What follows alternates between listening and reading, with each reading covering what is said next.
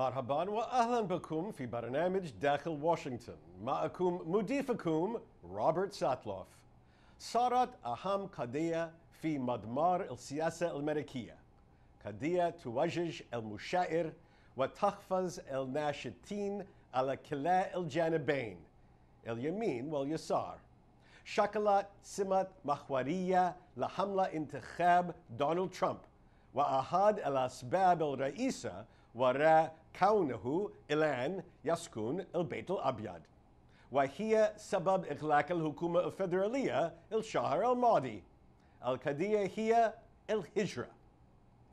أمريكا تشتهر بأنها أمة من المهاجرين، ففيما أدى الأمريكيين الأصليين الموجودين هنا منذ آلاف السنين الكل تربطه صلة قرابة بمهاجر، سواء كان بإمكانك إيجاد صلة بين أسرتك وميفلاور القارب الذي جلب رجال إنجليز يبحثون عن الحرية الدينية هنا قبل ما يقارب من 400 عام، أو تربطك صلة بأسرة يهودية باحثة عن ملجأ بعد الهولوكوست، أو لاجئ سوري يبحث عن الأمان هنا اليوم. أنتم جميعا جزء من القصة الأمريكية، ولكن في كل جيل توجد كذلك حركة لإغلاق الباب في وجه المهاجرين وقول كفى. هل عدد المهاجرين في أمريكا أكبر من اللازم أم غير كافي؟ ما المبادئ المفترض أن تحكم الهجرة؟ كم من الأشخاص يفترض أن يسمح لهم بدخول البلاد ولأي سبب؟ ماذا ينبغي أن تفعل أمريكا حيال ملايين الأشخاص الذين جاءوا إلى هنا ليبدأوا حياة جديدة ولكن دون تأشيرات قانونية؟ للإجابة عن هذه الأسئلة المؤكدة يسرني أن أرحب بخبيرتين بهذه القضية المهمة، أنا جيراتيلي وسارة بيرس.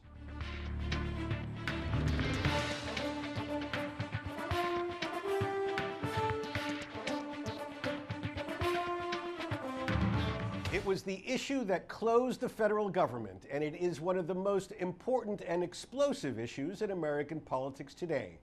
The topic, immigration. And I'm delighted to welcome Anna Giratelli and Sarah Pierce to help explain to our viewers what this is all about. So if we can, let's start at the beginning. Is immigration good for America? Oh yeah, Yeah. I think it's a no-brainer. It's definitely a good thing for America.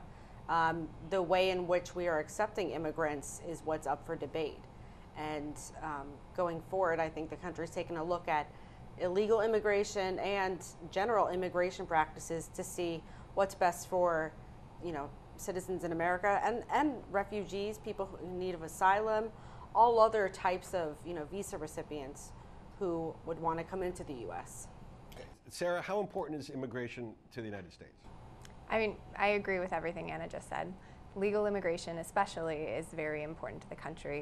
It's very beneficial to the country, to the economy, it adds to innovation, it fosters entrepreneurship, and it's really important to our cultural fabric as a society. So let's just give our viewers some of the basics. Approximately how many legal immigrants come to the United States every year, and approximately how many illegal or undocumented immigrants are there in the United States, and how many come in the current year?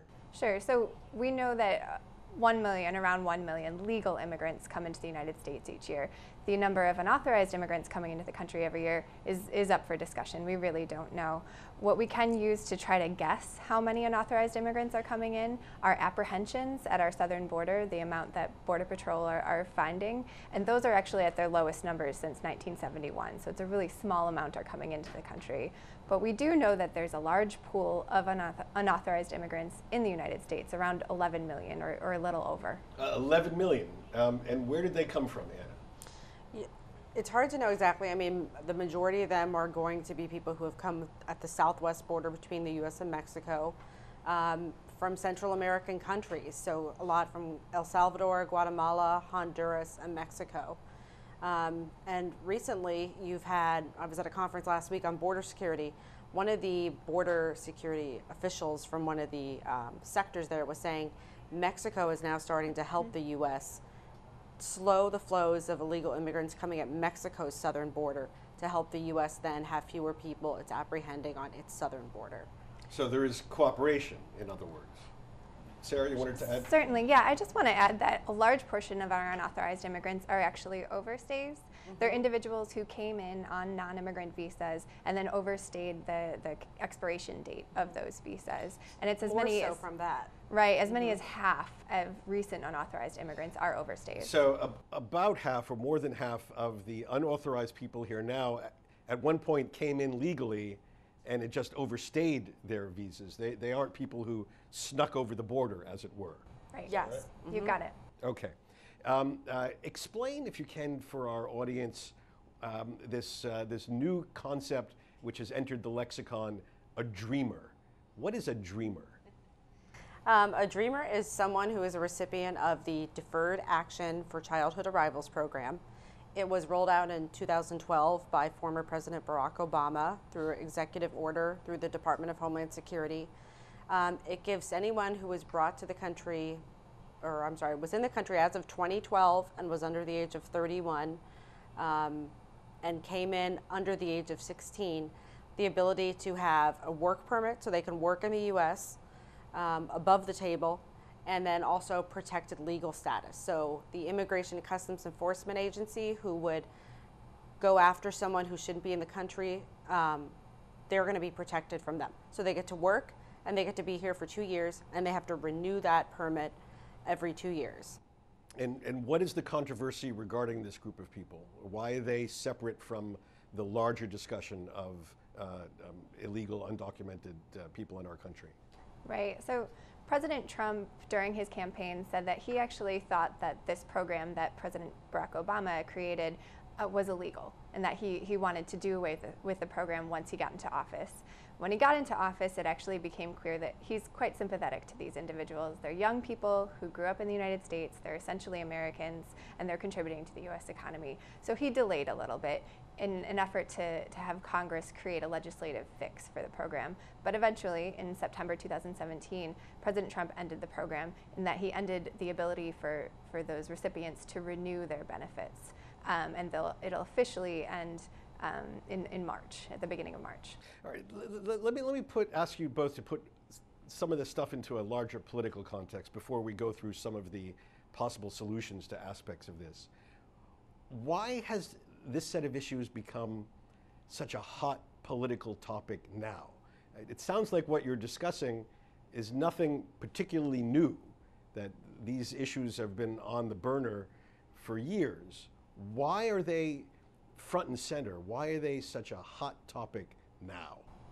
I would say it's due to President Trump. I mean, he made a campaign promise on the trail saying we're going to build a physical wall or add to the 600 miles currently there to large portions. It's a 2,000-mile southern border. So he wants to fill in a lot of those gaps and add technology where the wall can't be built. And because he has promised that for 2 years now, since before he became president, he's now being held, Congress wants to make sure, Republicans in Congress, that he actually fulfills that promise, and especially his base. I mean, you have the right of the Republican Party is more adamant about these promises coming true than, say, moderates who are going to take it or leave it. But at this point, because the funding he's asked for can be tied into a funding bill in Congress, it makes it it's the easiest way to kind of move on it. And if he doesn't move on it with the next election coming up in 2018 in Congress, it could hurt Republicans' chances of maintaining the House and the Senate. So I'd just like to add, I totally agree with Anna. A lot of it is because of President Trump, but there's also a long history here of Congress not being able to fix these issues. over the last decade, even more, Congress has tried repeatedly to fix the problems in our immigration system, which our immigration system is very outdated. It hasn't had a major reform since 1990. And just recently, Congress tried in 2007 and again in 2013 to reform the immigration system and failed both times. So the problems with our immigration system have just kind of continued to snowball, and this has, in the meantime, become more of a politically contentious issue. So what have been the major obstacles to correcting the problems in the system? Definitely one of the issues is how to treat the unauthorized population in the United States. A lot of hardline Republicans especially feel that there shouldn't be any sort of legalization extended to the 11 million individuals here. At the same time, it's impossible to deport 11 million individuals, so some sort of legalization program will have to be part of the agreement that comes out eventually.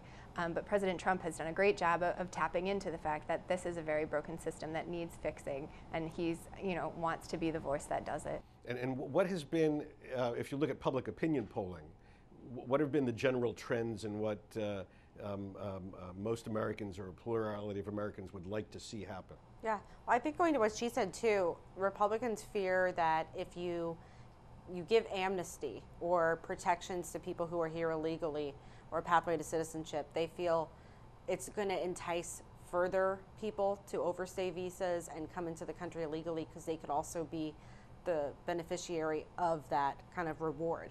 But as far as public opinion, I would say you're seeing the majority of Americans say, and up to 80% I've seen, say that people who were brought here as minors by their parents who had no choice in the matter and are now adults living here ought to be given a pathway to citizenship, ought to be able to work here legally.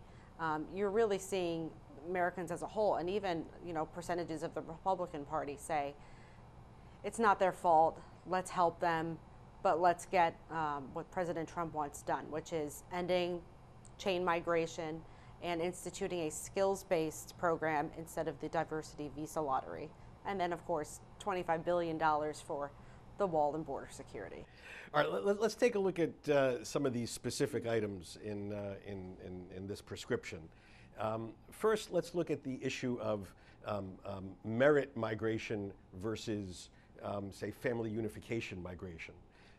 We traditionally in the United States have had heavy emphasis on families being able to bring over other members of their family as a way of expanding our population. What are the good and what are the bad aspects of that approach? Well, for immigrants, it definitely helps create that network that's going to be on the ground and helps them integrate into U.S. society. So from the immigrant perspective, it's really beneficial in that respect. And you're right that it's just become part of our history now. This system, as it stands right now, was established in 1965 and hasn't changed since then. So the vast majority of those 1 million immigrants that are coming in each year are coming in based on family ties. So that doesn't necessarily mean it's the right way to go, but it has been the way we have been going for 50 years. Right. So what is the alternative? How would one do, say, a more merit-based system? Yes, so Canada and Australia have merit-based systems where, or I should say, there's skills-based systems that are what the U.S. is looking at doing. That's what President Trump and his administration wants. That's going to look at, say, what the U.S. need is for XYZ. Maybe we need more construction workers.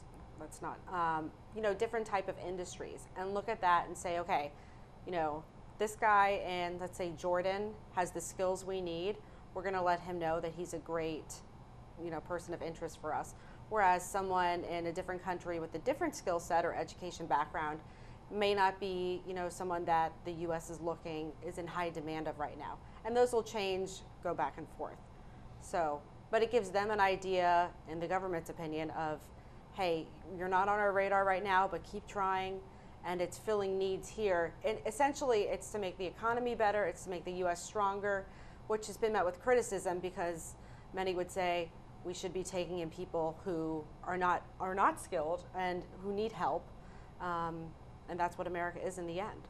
And so what is the downside of doing a skills-based approach, Sarah?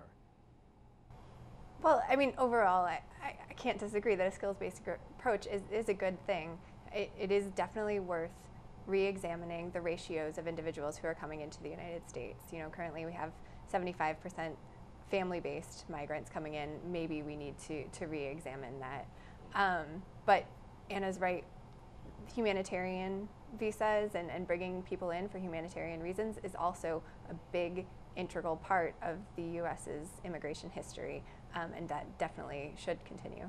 Right. Okay, when we come back after the break, I want to pick up on that last point because I think there's a lot of misunderstanding about the immigration aspects and the specific rules regarding refugees, which have also gotten caught up in debates over who can come into the United States. So we'll come back and we'll take a more closer look at all aspects of immigration rules, and specifically concerning refugees, in just a moment.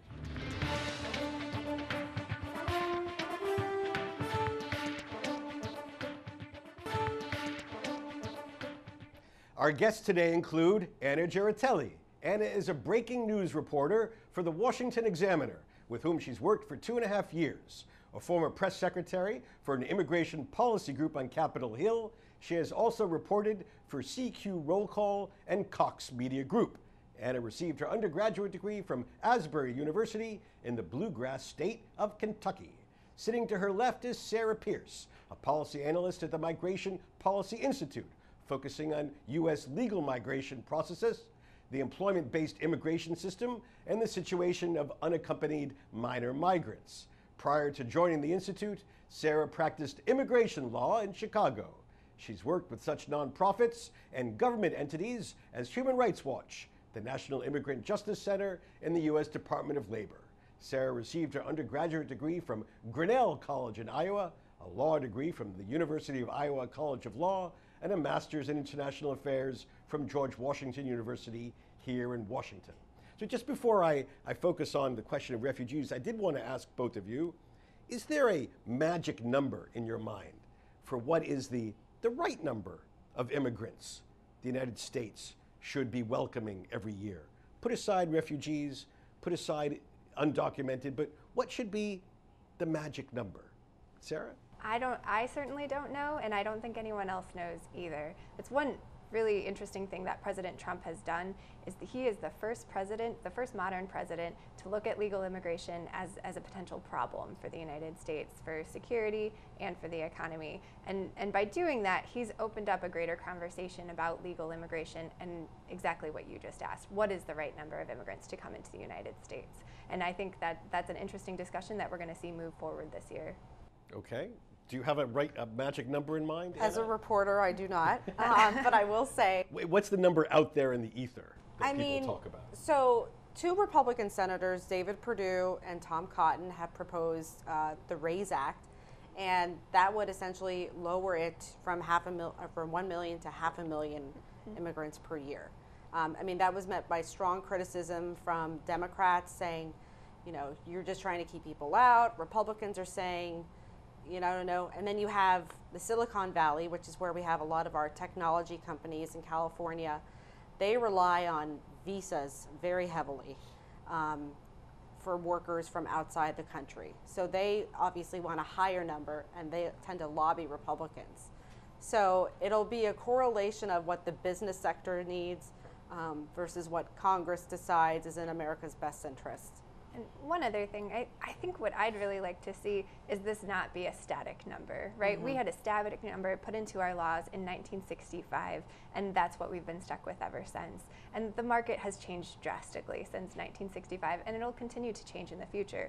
One thing we've recommended at the Migration Policy Institute is that the government institute a commission that regularly re-examines what the U.S. market needs and what the right number is. Okay, very useful. Let me ask you both about refugees. In the discussion about the visa ban earlier this year, there was a heavy focus on immigration from certain countries and visas from certain countries. But stuck in there were limitations on refugees as well. What historically has been the U.S. approach to refugees, and how has that changed over the course of the past year? Sarah? Sure. So the U.S. has typically been fairly generous to refugees. The president sets the number of refugees each year, and President Barack Obama had set that number quite high in recognition of the international refugee crisis that's ongoing right now. And as you referenced earlier this year, President Trump, who takes a much more security-focused approach to refugees, lowered those numbers drastically. In fact, for fiscal year 2018, he lowered the number of incoming refugees to 45,000, which is the lowest it's ever been since the start of our refugee program. Anna, what's the politics of refugees as opposed to the larger immigration set of issue? Are there, is there a big backlash against people seeking asylum from horrific natural disasters or crises and civil wars and that sort of thing? I think President Trump's base and President Trump have made it very clear their concern is you're taking in a large group of people who are going to need government assistance, who are going to need help, and the real concern is that they can't be vetted properly. Someone coming from a war-torn country like Syria is not going to have the government agencies in place necessarily to say, this is what the U.S. wants to know about this applicant, and we can only tell them this much, so we're not positive he or she is going to meet your security standards for admittance. And that's what the Trump administration has said for the countries that we're not accepting people from. We want to make sure that they're meeting our standards so that people in the U.S. are safe. The problem is that people are saying you can't leave these people behind for other countries to take, or leave them in their homes where they're, you know, starving, they don't have a home, and it's the U.S.'s duty to take in people who are in need. So it's a clash of both sides again. And when you look at the political environment, do you think that there will be a political agreement, not on the big questions, which we seem to agree are going to be pushed off into the future, but at least on the young, undocumented people in our country? Do you expect there to be agreement between Congress and the White House on this? Anna? I think they've got a few weeks left until the program essentially expires. And the reason President Trump rescinded President Obama's order was because in the Immigration and Nationality Act of 1965, it said immigration numbers can only be altered through legislation. And Obama did not go through Congress to create the program, he did it on his own. So it's only a policy. So that prompted them to move now. And the Dreamers have a few weeks left until they can, their application status changes. So it's really up to Democrats to move now while the few weeks left. But Republicans are in probably the better seat. They're the ones who have control of Congress. So if Democrats want something done on the Dreamer program, they're going to have to cater to Republicans' calls for border security funding. They want to change, chain migration, the diversity visa lottery. So Republicans really could come out on top and get more than they thought they'd be getting if this wasn't an issue. And then really, President Trump has showed he's in favor of giving Dreamers a pathway to citizenship. So it's kind of a win-win for Republicans. So do you think, Sarah, that there's going to be a deal in the next few weeks? I wish I knew. I think we've seen Congress really trying to grapple with this issue for the last couple of months now, and they're not getting anywhere very quickly. And I think one problem is that the Republican Party is kind of using this as a bargaining chip, right? There are members on both sides of the aisle that want to help these unauthorized youth, but Republicans are trying to add in a lot of other items into the deal, including the White House, and that's creating this friction. So whether or not the two parties can come to an agreement, it's going to be really interesting to watch over the next few weeks. All right, well, thank you both very much for taking us through step by step the very complicated issues having to do with immigration law in our country. Anna, Sarah, thank you. Thank you.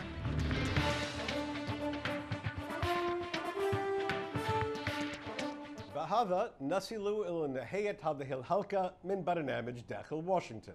إذا كانت لديكم أي استفسارات أو تعليقات حول هذه الحلقة، وخاصة حول تغيير سياسة الولايات المتحدة حيال المهاجرين واللاجئين، أرجو أن تراسلوني مباشرة على عنوان البريد الإلكتروني التالي insidewashington@elhura.com. معكم روبرت ساتلوف، شكرا لكم وإلى اللقاء.